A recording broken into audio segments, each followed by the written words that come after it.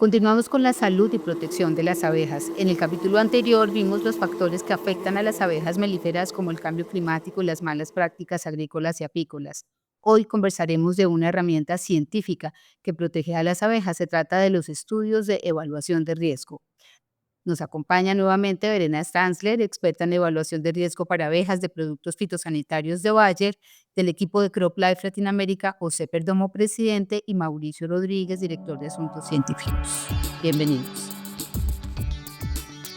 Hola a todos, esto es El Agricultor Primero, un podcast de CropLife Latinoamérica. La evaluación del riesgo consiste en realizar estudios en los que se expone a las abejas a un producto fitosanitario para evaluar los efectos que este producto genera en las abejas.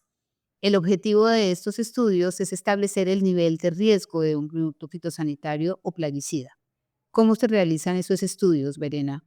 Lo importante es entender que el sistema de evaluación es un sistema escalonado, ¿no? Es de diferentes niveles y uno siempre parte de un primer nivel, que es un nivel, digamos, muy básico, donde el sistema que estamos evaluando es muy controlado y eso quiere decir que empezamos en un laboratorio. Empezamos a trabajar en un laboratorio donde podemos controlar cada uno de los factores que se necesitan controlar y donde uno hace falta hacer una batería de estudios cubriendo diferentes fases de la abeja, es decir, la abeja adulta es la que forrajea y la que hace la labor de recoger el polen y el néctar, pero también está la cría y todas esas fases se tienen que cubrir. Se cubren de forma corta, lo que le llamamos la toxicidad aguda, y se cubren también de escala prolongada. Pues este nivel nos proporciona esos datos, esos endpoints que nosotros vamos a utilizar para hacer la evaluación de riesgo a nivel 1.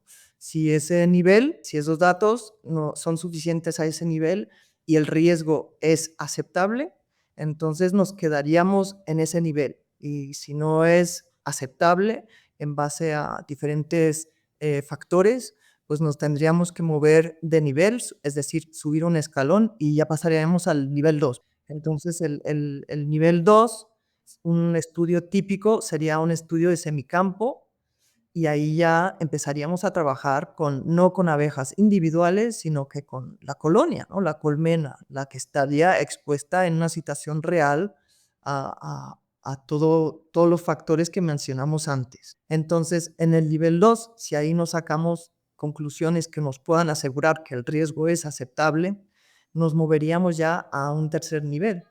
Y el tercer nivel ya es el campo abierto, ya es la situación así tal cual como la viviría la colmena en el campo.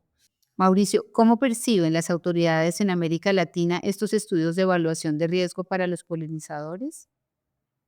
Realmente las autoridades en América Latina han sido también muy juiciosas en tomar, aprender y adoptar de las mejores prácticas en evaluación de riesgo alrededor del mundo. Una cosa que hemos visto es que consistentemente en los últimos años, por ejemplo en la última década, han salido múltiples estudios de la Agencia de Protección Ambiental de Estados Unidos o de la Agencia de Seguridad Alimentaria Europea, pero también de Canadá o de Australia, etcétera, de varias autoridades científicas que independientemente han demostrado que el uso responsable, el uso correcto de los plaguicidas representa solo un riesgo bajo o muy bajo para la salud de las abejas y de otros polinizadores. Entonces, las autoridades en América Latina están tomando atenta nota de este tipo de información, pero también de los estudios y, como decía, las mejores prácticas de evaluación de riesgo de varias regiones del mundo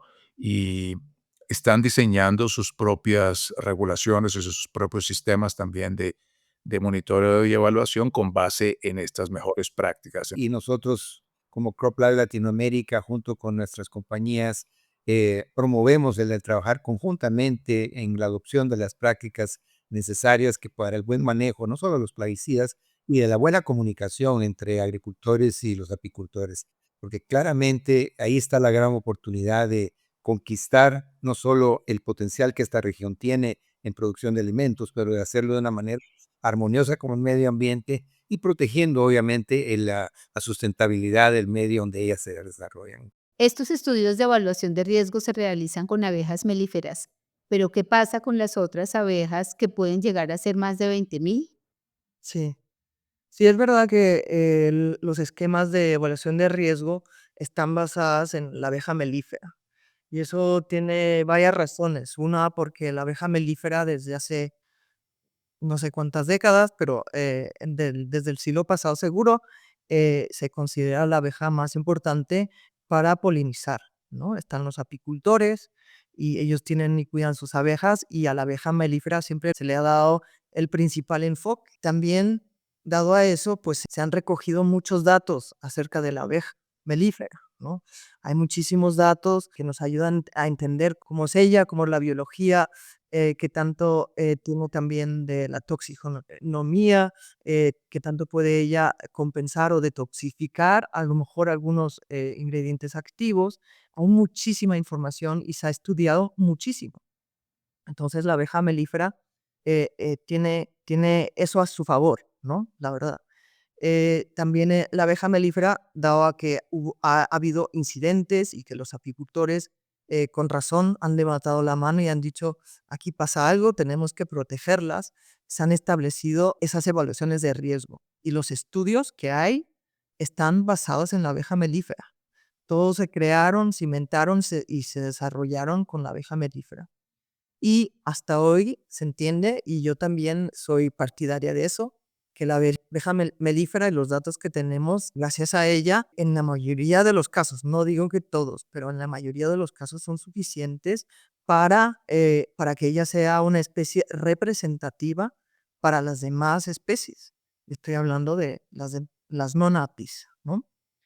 Pero entiendo también la preocupación porque la abeja melífera, pues ella vive en una colonia y es muy diferente a abejas solitarias, por ejemplo. Ellas tienen otra forma de vivir, otra forma sí, de reproducirse, no, pero también, pero otro ciclo de vida. Entonces, sobre todo, pues yo me muevo en el mundo europeo y ahí tenemos a la autoridad, que es la EFSA, y ella ha intentado también cubrir esas otras especies, ¿no? Y ahí tenemos requisitos mucho mayores, ¿no? Para poder decir que un producto fitosanitario sea seguro y tenemos que cubrir más especies. Empezamos con el abejorro, ¿no? Se intentó o se hicieron estudios y se establecieron protocolos para los abejorros. Esa es la primera especie que se implementó en esos requisitos para poder registrar un producto fitosanitario. Y se ha seguido con las abejas solitarias para también cubrir, digamos, esa parte de las variedades que hay en las abejas. Pero está claro, clarísimo, que estamos hablando de 20.000 especies o más y que no las vamos a poder cubrir todas. Es decir, no las vamos a poder meter todas a un protocolo y diseñar un estudio para cada una de esas especies.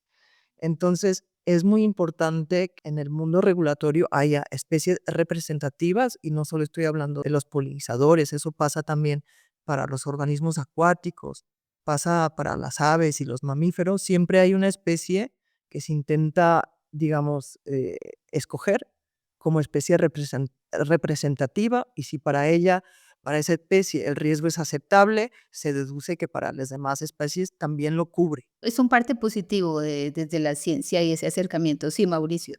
Pensando en lo que decías, Verena, las iniciativas, por ejemplo, regulatorias o legislativas que he visto en América Latina y tal vez en otras regiones también, siempre apuntan cuando hablan de tomar acción para proteger a los polinizadores, terminan enfocándose en medidas, en primer lugar, de restricción de uso de plaguicidas agrícolas, que como veíamos no es el principal problema de los polinizadores o de las abejas, son otros más grandes y nos distrae de los principales problemas. Pero terminan entonces enfocándose en protección. Estas propuestas legislativas terminan enfocándose en protección o en medidas para incentivar, estimular la apicultura.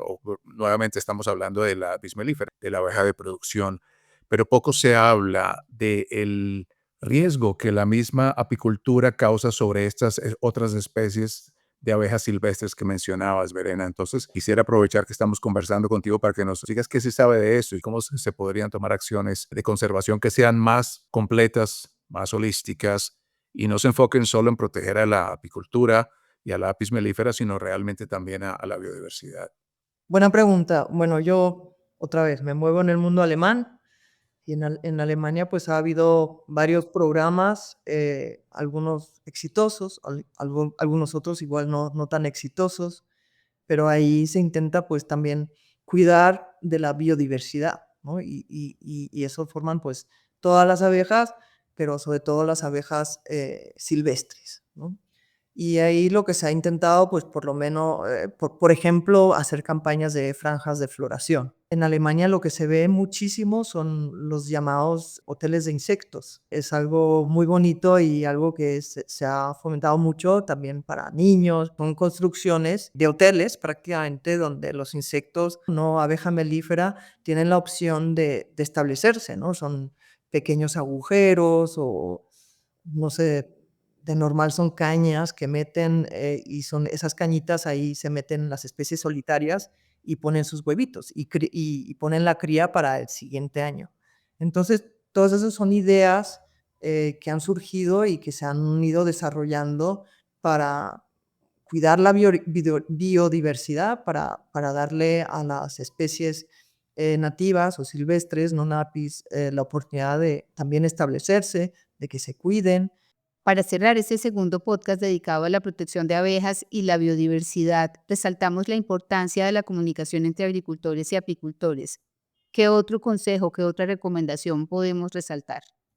Consejos, pues yo creo que el mejor consejo es comunicar con los agricultores que viven en los alrededores de las colmenas, ¿no? Tener una comunicación abierta y directa porque los dos partidos dependen el uno del otro. Las abejas son beneficiosas para el agricultor y el agricultor, bueno, el apicultor también tiene ventaja de los campos que proporciona el agricultor a las abejas.